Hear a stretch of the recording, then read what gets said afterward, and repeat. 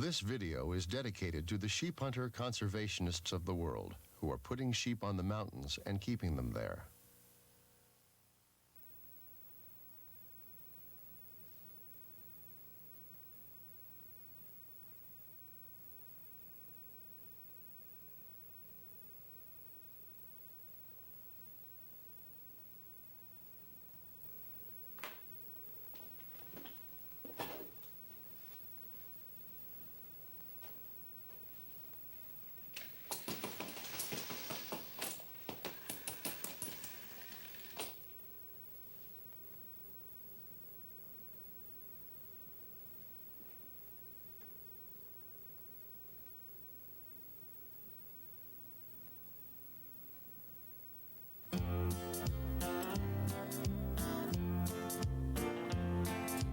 Typical fall up in the hills, eating craft dinners and vitamin pills, going sheep hunting with a couple of buddies of mine.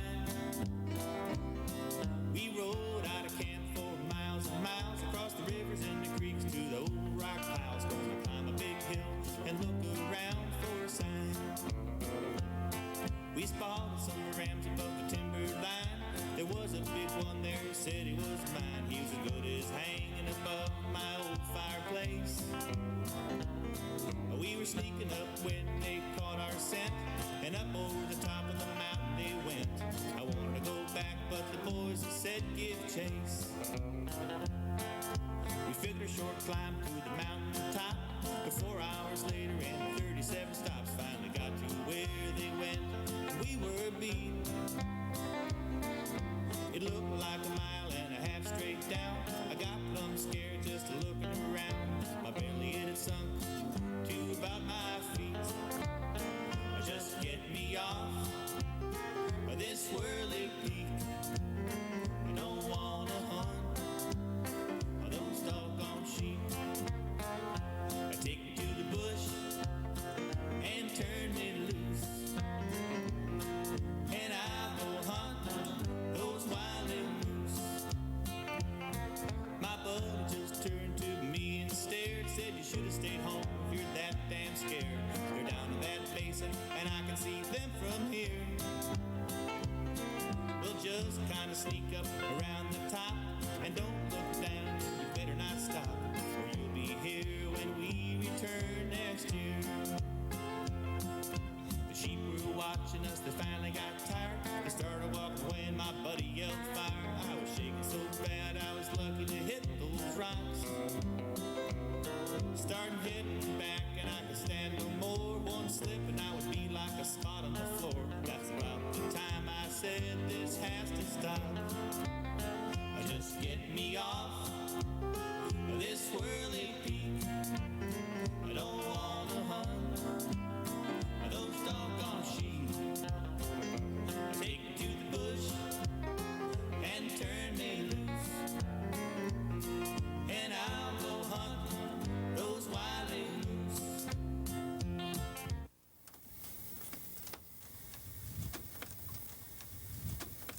Charlie, how you doing? Oh, hi there, kid. Good to see you. Good to see you. Welcome to Cake Lake. Roger. You got it? You did that on purpose, didn't you? I was going to warn you, it's kind of slippery.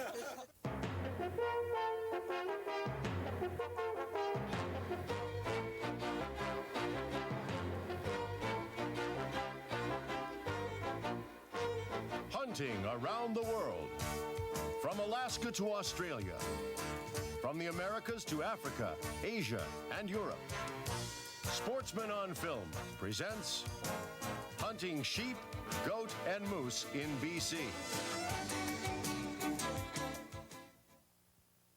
Before falling in the water to start my stone sheep hunt, I booked the hunt for Canada moose with Stone Mountain Safaris in northern British Columbia.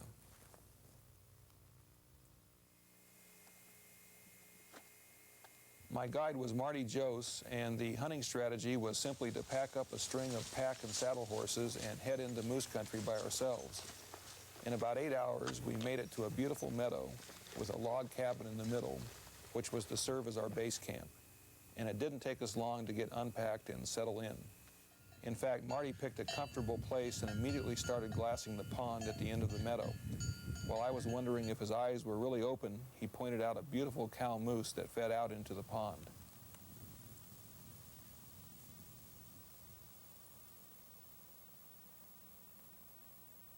We watched that moose for a long time, and of course we glassed the pond edges and the surrounding timber in an attempt to see any bashful bulls. When none materialized, I told Marty he could keep looking at game without antlers, and I was going to find a moose with a big rack. I carefully circled the pond, out of sight, but my scent must have carried out to the cow because she seemed to get nervous. I remembered her climbing to a little sandbar and looking one way and then the other.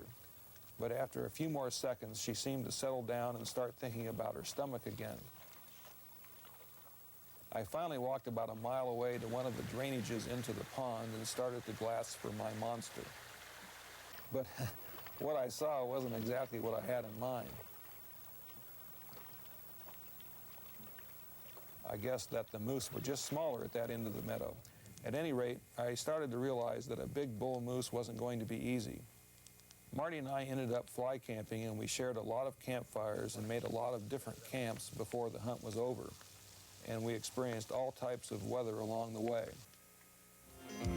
Take me to the bush and turn me loose, and I'll go hunt those wily moose.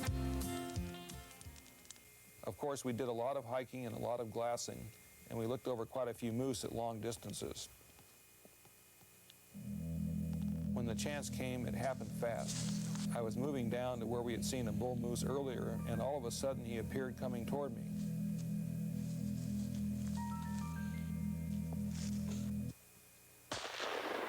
You hit him. Okay, just a minute, he's down. He was down but still alive, and I wasn't about to have him suffer for the sake of a one-shot kill. So I put a second shot in his neck. And he was a beauty, just what I had hoped for. He got hung up in this tree.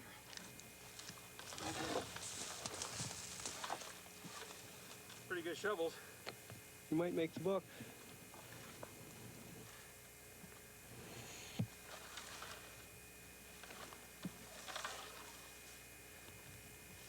A lot of points. Now, getting the cape and antlers and meat back was a story in itself. We caped him out and cut off the antlers and the hindquarters. I remember carrying those antlers a short distance to the horses and marveling at the strength it must take to carry them around on your head. At any rate, it was no problem leading the horses out of the high country, but when we got lower, the antlers kept getting hung up in the trees, so Marty decided to leave the antlers and come back for them when we came back for the rest of the meat. So he hung them in a tree to keep the porcupines from eating them. We made it all the way back to our log cabin base camp that night, and the next day we spent all day working on the cape, and that was a job. Just for a shoulder mount, the cape was huge, and of course we had to cut the meat off the skin, turn the lips, and I bet we spent an hour turning each ear. And all the time I was thinking about the porcupines chewing on those antlers hanging in the tree. So the next day we returned to the antlers early, and I was relieved to see that they were undamaged.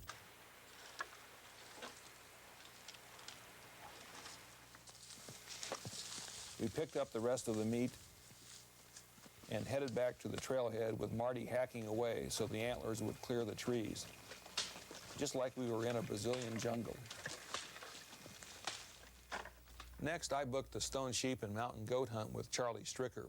But before going on that hunt, I talked to several hunters about their hunts for stone sheep. One of those hunters was Tom Carmody. Tell me about your hunt, Tom.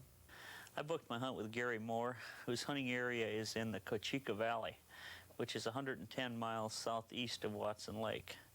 Gary knows his hunting area well, including some interesting historical aspects. The Shah of Iran and Jack O'Connor hunted in this mountain area right over there. That mountain there is named after Sir Winston Churchill, and this mountain over here is named after Scoop Davidson.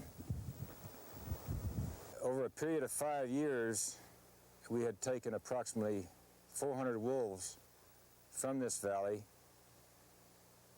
and the results have been tremendous. Over that period, we have found that the game have increased threefold. Terminus Mountain is the last mountain in the Rocky Mountains, and there's a tremendous sheep lick at the base of it. At various times during the year, in the springtime especially, we have as high as 300 head of sheep that range from as far away as Brownie Mountain, Gataga Mountain, Valemont, will come into this lick for 2 or 3 days at a time and then carry on and go out, and another bunch will come in. Through the years, the guides have seen rams as far away as 40 miles that have come into this lick, and then they go back out. So they do range quite a long ways as far as coming to a good salt lick. I'll never forget arriving at base camp. The sun was shining, all of the colors were bright, and the grounds were rustic, but almost perfect.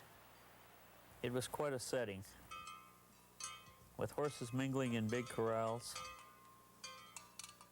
and the ranch hands working on shoeing the horses. And of course, the food was absolutely great. A little moose meat stew. From base camp, I flew to my hunting area and landed on a beautiful lake about 10 miles from where we would start hunting. It only took us about half an hour by plane, but of course it took almost 2 days for the ranch hands to trail the horses and supplies in for myself and my hunting partner, Bud Hartman, and our guides, Jack John and John Porter. It was a job in itself to convince the horses to swim some of those rivers. The hands used a portable boat to help any horses in trouble and to ferry the supplies across. The horses made it with no problem before we arrived, and then we packed into the hunting area with no problem. Except I did have a problem when Bud scored right away and really put the pressure on me. So I shot him on top of this peak. Couldn't have been over 50 yards, and he never moved. Just stayed right there. And after, well, it seemed like 30 seconds, he started kicking. And he fell off. He must have fell 1,000 yards. You can see how the horns are skinned up in places here. Matter of fact, I thought they were going to get broken off. It was incredible, the beating he took going down. This skin on the nose was from the fall, and you can see some beat up places. At that point, Bud headed back to base camp with his ram, and Jack and I went looking for my ram. We took 4 horses, 2 for riding and 2 for packing. We set up camp on a plateau above the valley floor. There were some bugs, and it was cold in the morning, but all in all, it was very pleasant, other than the fact that Jack wasn't much of a cook and I wasn't much of a dishwasher. In the mornings, we would saddle up 2 of the horses and ride out to whatever mountain range we selected. Of course, once we got there, it was all footwork to the top.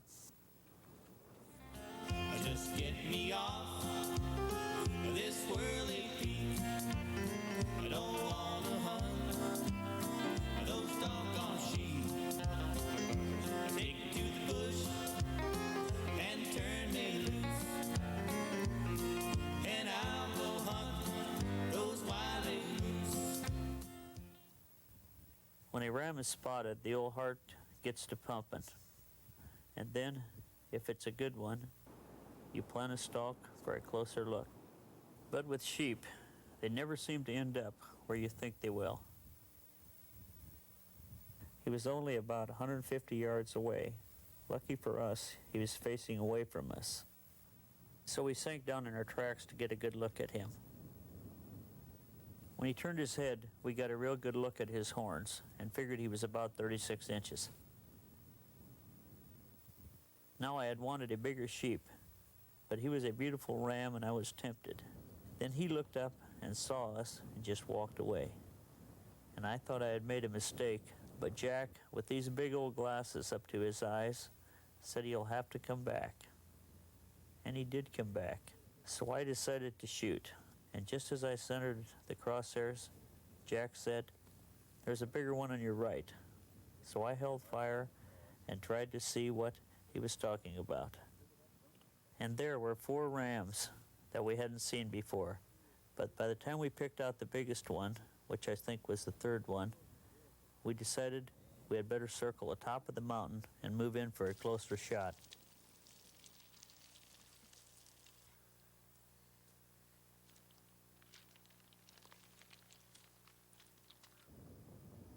When we got to the top, we saw 6 rams, and they were quickly walking through the pass. We decided to let them walk all the way through.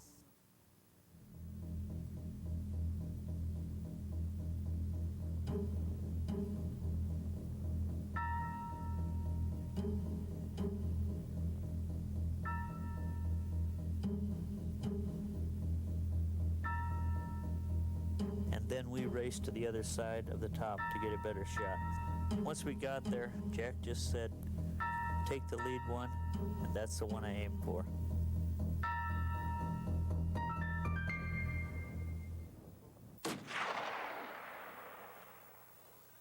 Got him!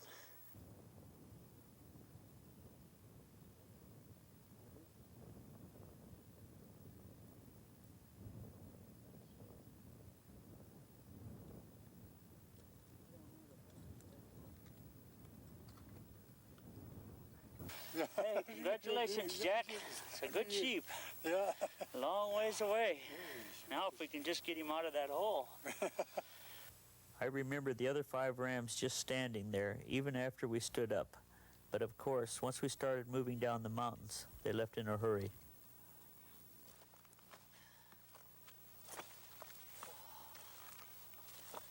Looks good, Jack. Yeah. Got one horn knocked off a little bit. Not bad. Now, how are we going to get him up there? What do you think, Jack? How old is he? 4, 5, 6, 7, 8, 9.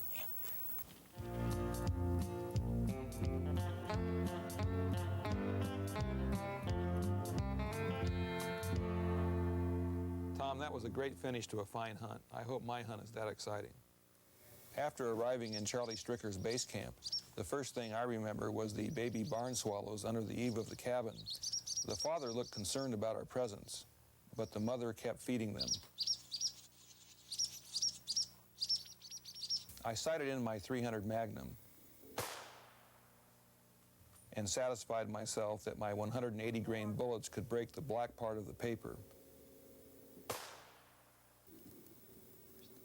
Then we prepared for the 15-mile ride into sheep country at the southern end of the Finley Mountains, where Charlie had what he called his horse camp set up.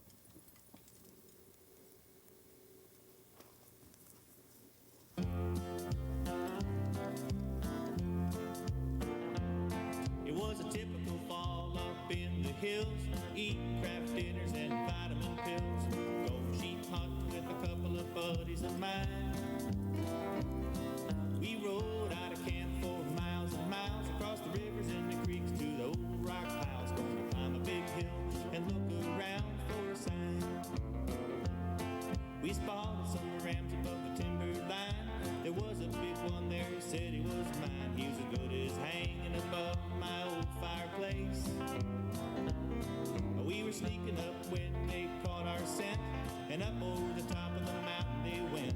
I wanted to go back, but the boys said give chase. We figured a short climb to the mountain top, but 4 hours later and 37 stops finally got to where they went, and we were beat. It looked like a mile and a half straight down. I got plumb scared just looking around. My belly it had sunk to about my feet. Just get me off of this swirly peak. I don't wanna hunt those doggone sheep. Take me to the bush and turn me loose, and I'll go hunt those wild moose.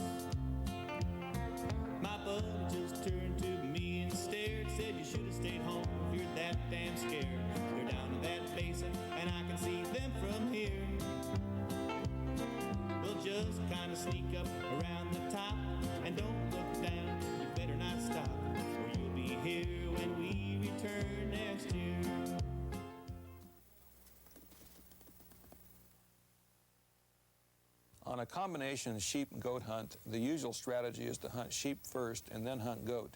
But Charlie and I decided to first backpack to an area known for goats and hunt hard for 4 days, and there was always the chance of spotting sheep along the way.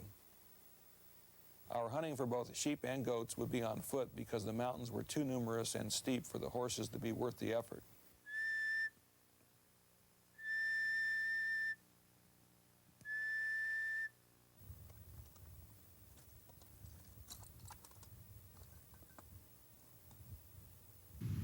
For sure, the goats need good cliffy country as a safety feature to get away from the predators and that. And you just don't find goats in good, nice, rolly country. It's got to be some cliffs nearby. They like them nice green slopes there too. And even in the timber, they'll stay in the timber on the green slopes. But if you notice, anytime you find goats, you'll find some good cliffy areas close by.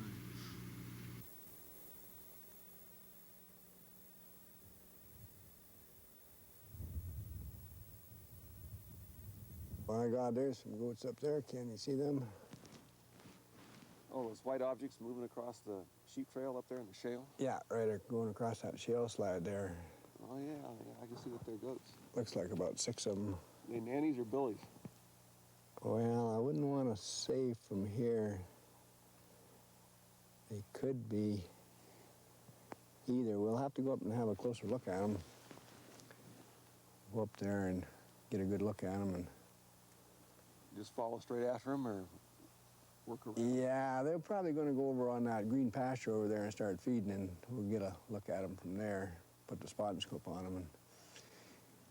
And if they're not billies, well, then there could be some billies over, just over to the right there in them cliffs over there. We'll glass that real good too. So the nannies could lead us to the billies. Oh yeah, they live in the same country. They don't hang together at this time of year, but they do live in the same country. Yeah, I think them goats are right down in here somewhere, Ken. This is the timber we saw them go into, right? Yeah, they were fed down in here, right. So should we go in after them? We'll just kind of mooch around here and see if we can see them.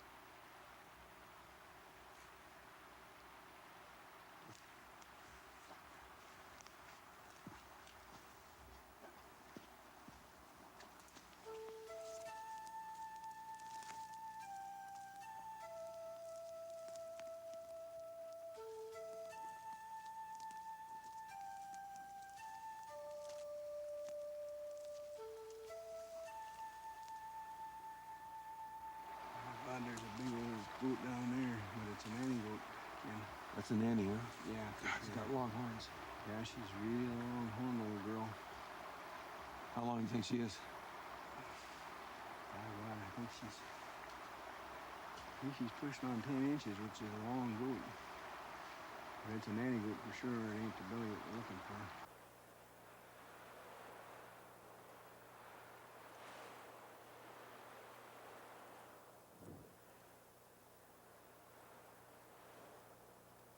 My God, there's them 6 goats up there now, Ken.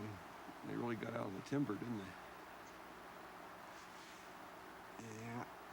Same 6 and no billy. I think it's the same bunch, and look like all nanny goats. Wow, that's an awesome scene. That's probably the prettiest wildlife scene I've witnessed. Yeah, they're sure agile, ain't they? They can mooch around them rocks pretty good. Beautiful. Yeah, there's no billies in that bunch though neither, Ken. We may as well go somewhere else and look around. Let's watch them just for a minute. Or are you in a hurry? Yeah, I'm getting hungry for some billy goat meat. Well, you're gonna have to wait a minute. I want to see him climb out here. How is that billy goat meat? She's a little tough, but it's better than nothing at all.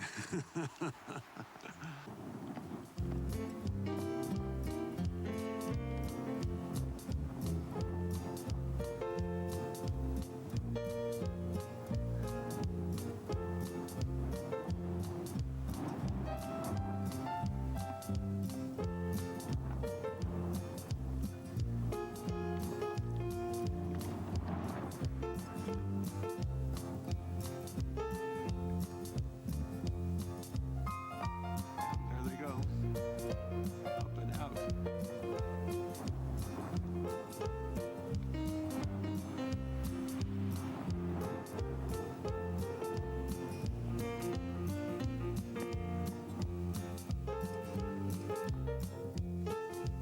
Each night we set up camp near firewood and water. Rod was with us in order to scout separately from us during the day and to help carry food, set up camp, and hopefully help pack out the meat and trophy.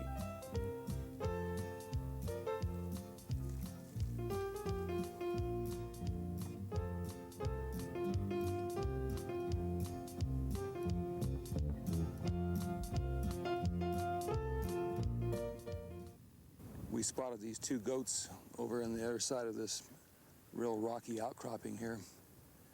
And the fact that they're just two leads us to believe they may be billies, and the fact that they're feeding about 100 yards apart leads us to believe they may be billies, and the fact that they're the same size leads us to believe they may be billies. So we're going to climb around this outcropping over for a closer look, and if they still look good, we'll climb in for a shot after we've assessed the horn length. We're going to rest up just a little bit and then head on down.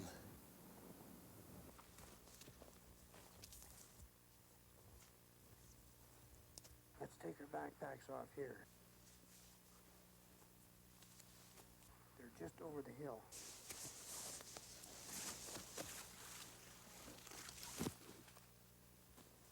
Take your jacket. I'll take it for a rest.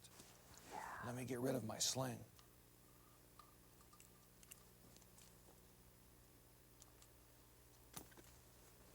Okay.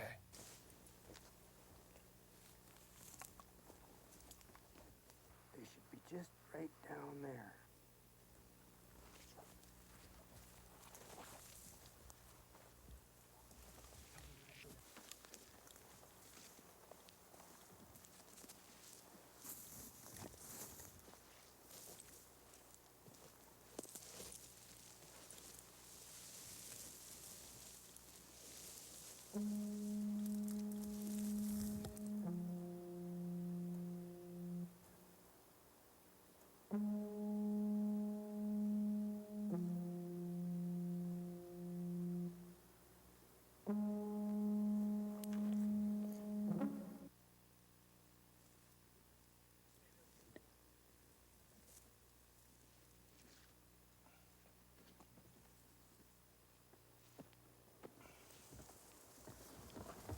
We got two goats down there.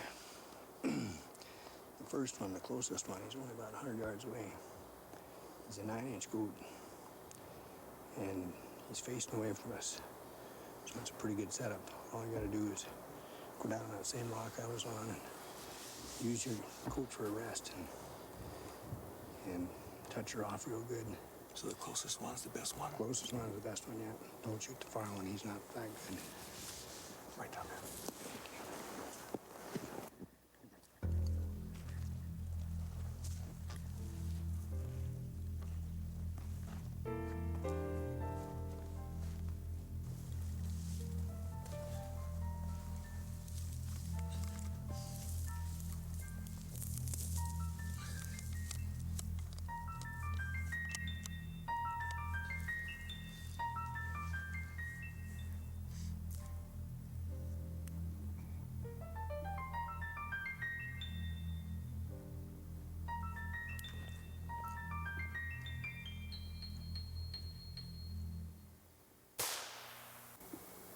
Give him another one. Those guys are tough.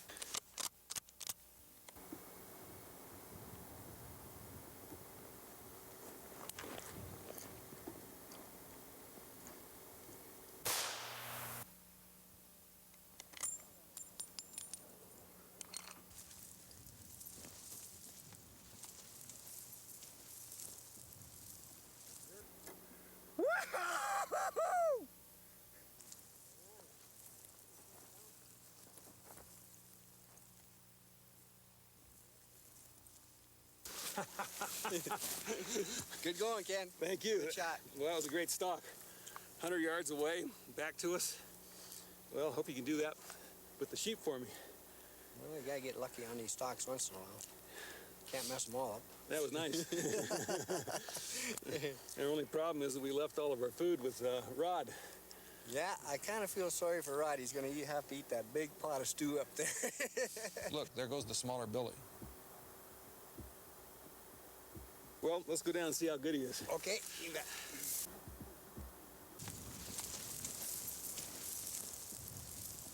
There he is down here, Ken. Yep. Well, you can see where he hit a couple times.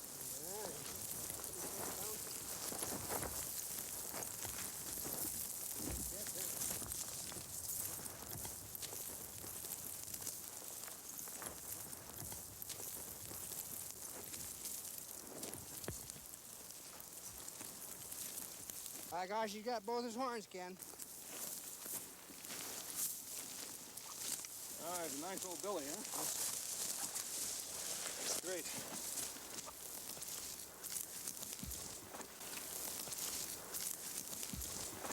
Yeah, quite often them guys, they've got a habit of busting their horns off.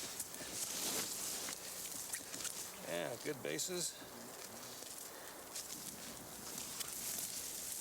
Not very black. He's got him rubbed pretty good, huh? Yeah, he's been messing around this clay. See, the horns, where's the horn start? Right here? Oh, God, way down here. You measure from here. That's the guy's measurement. Yeah, they start right there. My guess is he's probably 9.5. maybe 9. Big old animal, huh? Yes, sir. Nice coat.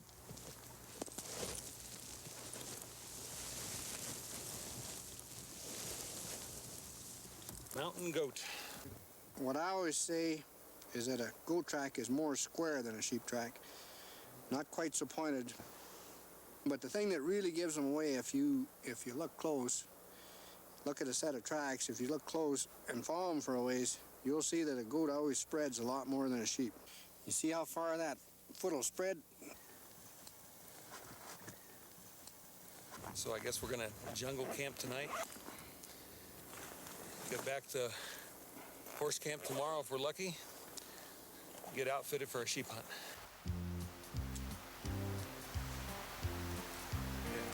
You want to see old Bill, you mean? Yeah.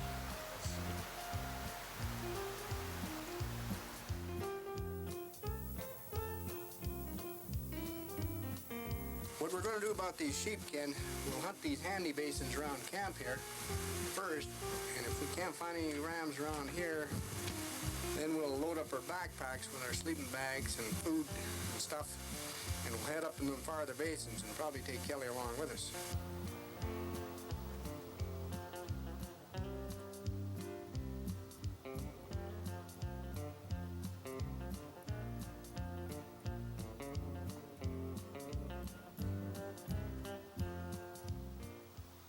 My God, there's a bunch of lambs and ewes over there, Ken.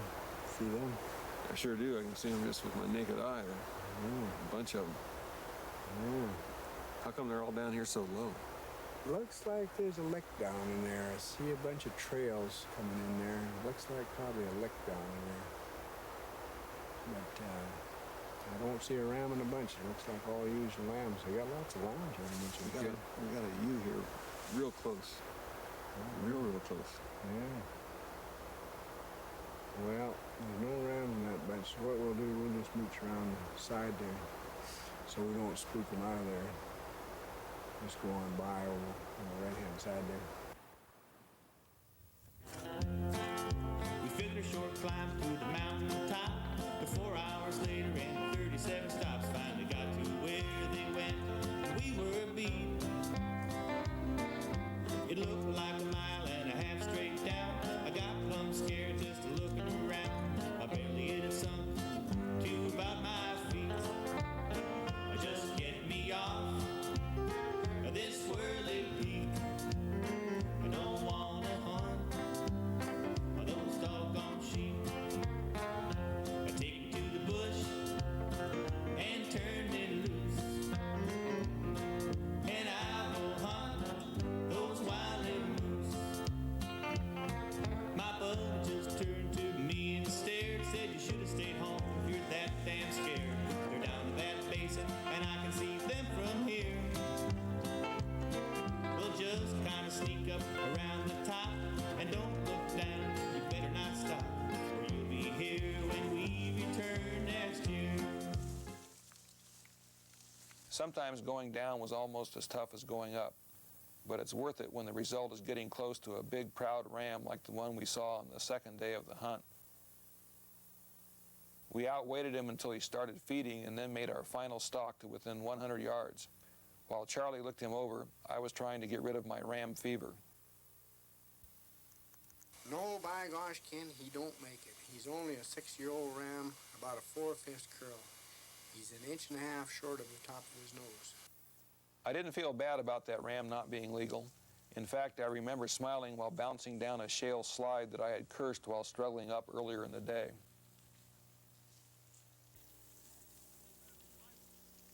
Charlie, that sheep that we just made the stock on, you said it was an inch and a half short of being legal. In what respect was an inch and a half short? 2 rules on sheep being legal. Like the first one, he comes around and comes up and breaks the bridge of his nose, like the tip of his horn comes over top his nose. Well, that makes him legal. And then secondly, for these rams that you're talking about that make a big loop and come down and don't break the bridge of their nose, then if they're 8 years old, they're still legal. So how do you tell if they're 8 years old? Well, you got to get close and get your spotting scope on them and count the rings up. See, a sheep's horn has got annual rings, just like a tree has. And the way you do it, you start back here, start from the end of the horn and go back until you notice the first real good noticeable ring, and that ring represents 2 years old. And then you start counting from there. You start 2, 3, 4, 5, and keep on going until when you get down close to where his horn comes out of his head, your rings are pretty close together. So that's where it's tough to see. That's where you got to be really close and have your scope really tuned in. If you start out there, 2, 3, 4, and you keep on going right back to the base of his horn, and if you got 8 of those rings, you got a legal sheep. What do you look for in a real good sheep? What you're looking for, Ken, you're looking for a horn that makes a big loop. You want a big loop. As soon as you see a sheep that comes out of his head and spins around and comes up through his eye, you know that you might be looking at a legal sheep, but you know that you ain't looking at a big sheep. You're looking for something that comes up, swings back a long ways, and drops way down at the bottom of his jaw, and then comes up in front of his eye. So a good rule to go by is where his eye ends up in relationship to that circle that he makes. The closer that his eye ends up to the middle of that circle, the better sheep you're looking at. And also on these thin horn sheep is a sheep that turns out. Once they start turning out good, then you know that you're looking at something good too.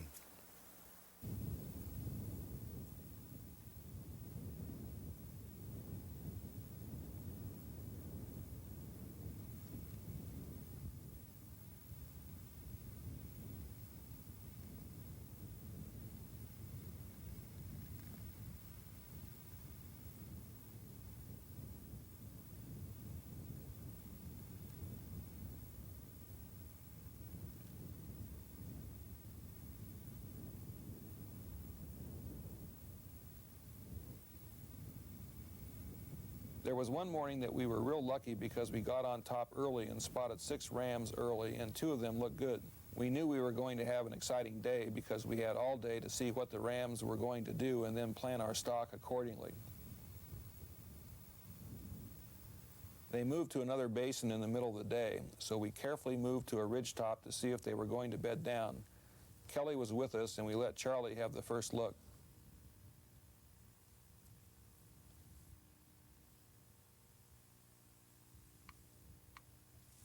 We didn't have any trouble spotting the rams because they were standing on a snow patch, cooling off, I guess, and they really stood out.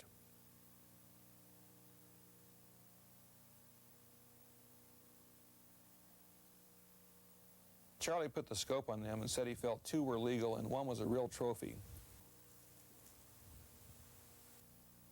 We watched them until they moved, and then we made a circuitous stalk in order to stay above them.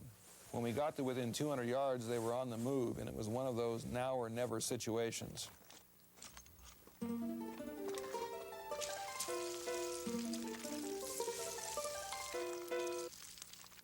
Take the lead round. It's the lead one you want.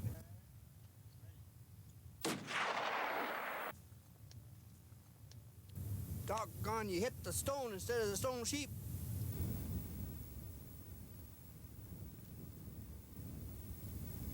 Well, you're just a little bit behind him. That's the bad news, and the good news is we can keep on hunting. The sheep were watching us, they finally got tired. They started walking away and my buddy yelled fire. I was shaking so bad I was lucky to hit those rocks.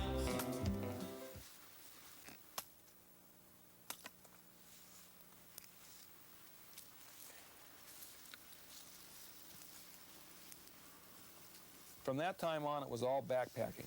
Sometimes Kelly would stay with us, and sometimes he'd scout adjacent basins and meet us at fly camp. You guys like short coffee, or do you like long coffee?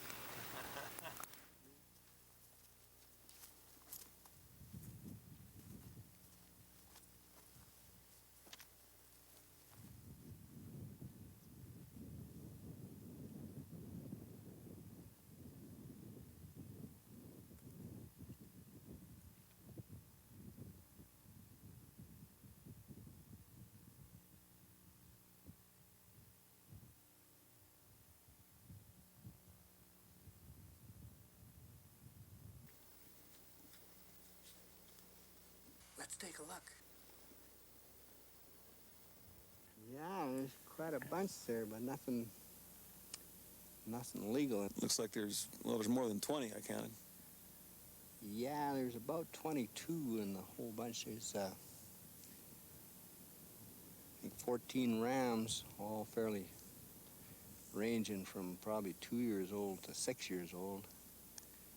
And then there's about 8 ewes and lambs there. But nothing legal in the whole bunch. You know, I heard of a theory that if there weren't very many rams around, then you get a real mixed bag in a group. But if there was a lot of rams around, they tend to hang out in their same age bracket. No, that don't hold true with stone sheep.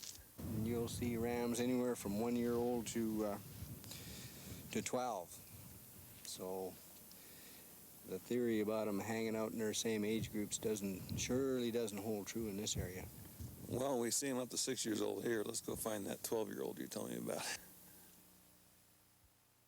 The very next day, we found a pretty good ram. He wasn't 12 years old, but Charlie said he was at least 8, so we got close and tried to get a real good look at his horns.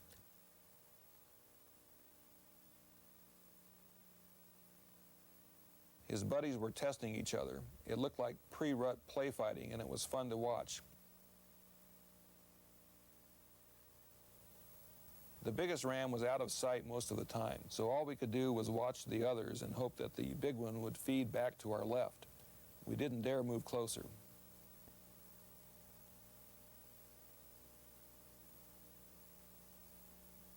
And then there he was. Charlie said he was legal in about 36 inches. I wanted a better ram, but I was tempted. We were only 100 yards above him. I thought about putting down my binoculars and looking through my rifle scope. Then the ram turned and walked away, and I just knew he would keep on going. If I had wanted him, I would have shot him right then, but I had decided to pass. There was no question that he was the leader. The others just looked up and followed him. He didn't run, he just walked fast, and it didn't take more than a few seconds for him to get out of range.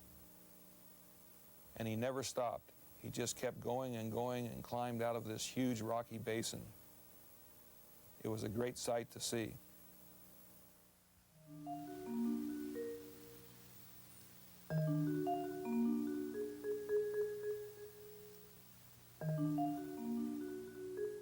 Two days later, we saw a single majestic ram on the skyline, proudly surveying his domain. He looked pretty good in the spotting scope, and we had all day to work our way to him. By mid-afternoon, we still hadn't relocated him, but we kept going on, climbing and glassing, climbing and glassing. That was the real advantage of backpacking. It was tough climbing because of all that extra weight, but at the end of the day, when we would ordinarily be turning back for a 2 to 3 hour hike to horse camp, we would still be able to glass a couple more basins, and of course, that really increased our chances, especially knowing a ram was in the area. In fact, the chance of finding a ram in the next basin makes that last climb to the top a little easier.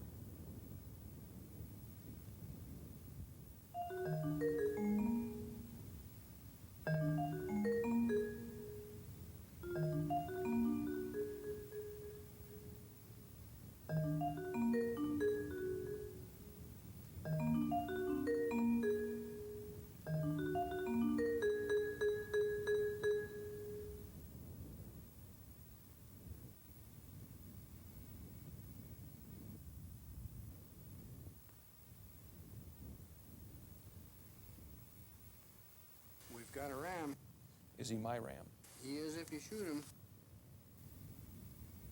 That period of time between when you see a ram within shooting range and when you make up your mind to shoot or not has got to be one of the more exciting moments in hunting. Now, we had seen this ram early in the day. We had been stalking him all day. It was 12 hours of sustained excitement, and this was the moment of truth. While Charlie put the scope on him, I made sure my rifle was ready. If the decision was yes, I would have a 300-yard shot at a target lying in the rocks. I was 0 to 250 yards and could hold right on at 300 yards with my .300 Magnum shooting 180 grain partition bullets.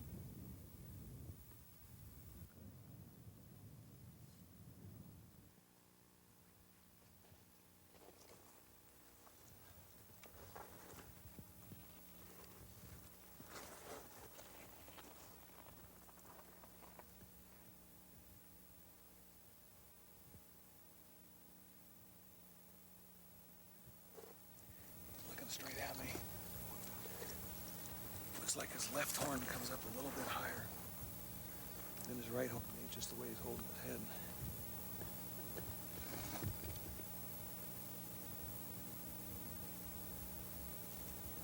He just scratched the ground with his head, and those tips sure stick way up there. Well, he's darn sure full curl. Like he comes right up back to the base of his horn again. For sure 8 years old and a good-looking sheep, actually. If he's at least 8 years old and his tips are up that high, I'm gonna go ahead and try for him. Yeah. Okay, I'll get my scope out of there again. That should make you a pretty good rest there, shouldn't it? If I get him up high enough to clear the rocks.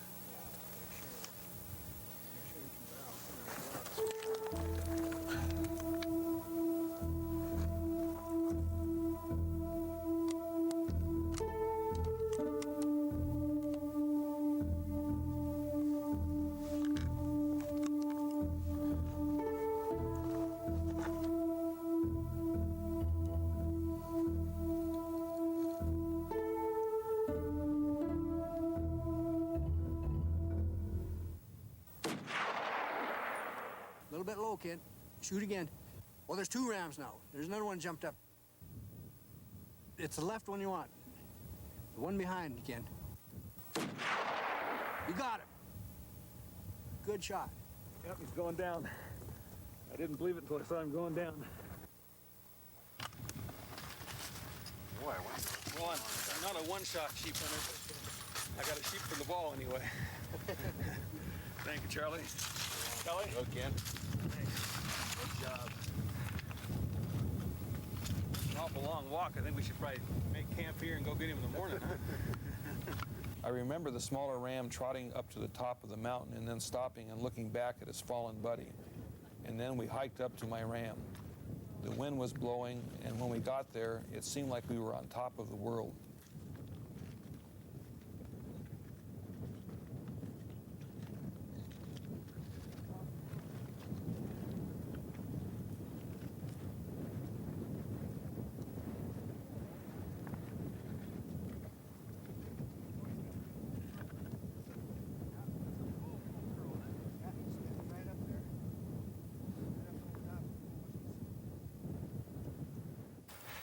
Two, 3, 4, 5, 6, 7, 8, 9. 9 years old, huh? Yeah, he's a 9-year-old ram.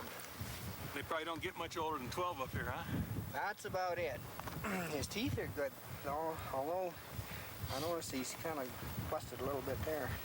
You know what I like about him is he got such a dark, dark cape. You look down here, he's really dark. Beautiful, beautiful sheep. Well, you've hunted hard, Ken, and you put in your dues, for sure.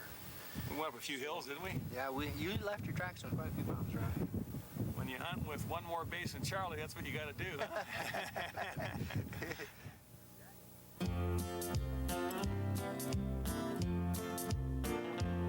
It was a typical fall up in the hills. Eat craft dinners and vitamin pills. Go sheep hunting with a couple of buddies of mine. We rode out of camp for miles and miles across the rivers and the creeks to the old rock piles. Gonna climb a big hill and look around for a sign. We spotted some rams above the timber line. There was a big one there, he said he was mine. He was as good as hanging above my old fireplace. We were sneaking up when they caught our scent, and up over the top of the mountain they went. I wanted to go back, but the boys said give chase. We figured a short climb to the mountain top, but 4 hours later and 37 stops finally got to where they went, and we were beat. It looked like a mile and a half straight down. I got plumb scared just looking around. My belly it had sunk to about my feet.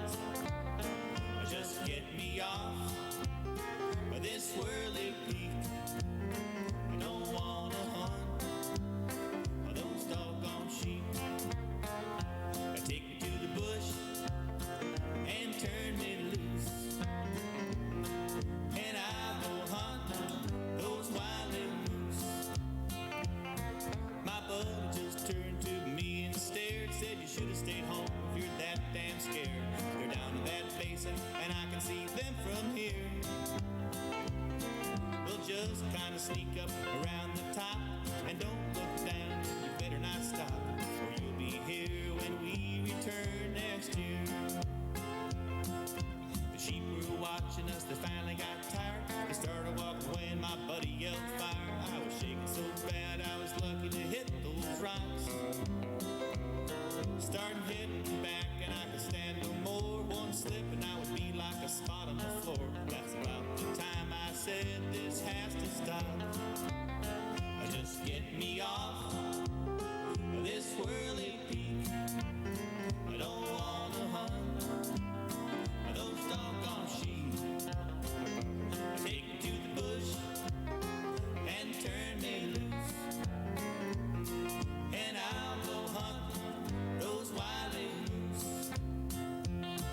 A couple days later, well, we got us a ram, and I tell you I was one happy man. It was in the words of this song I started to sing.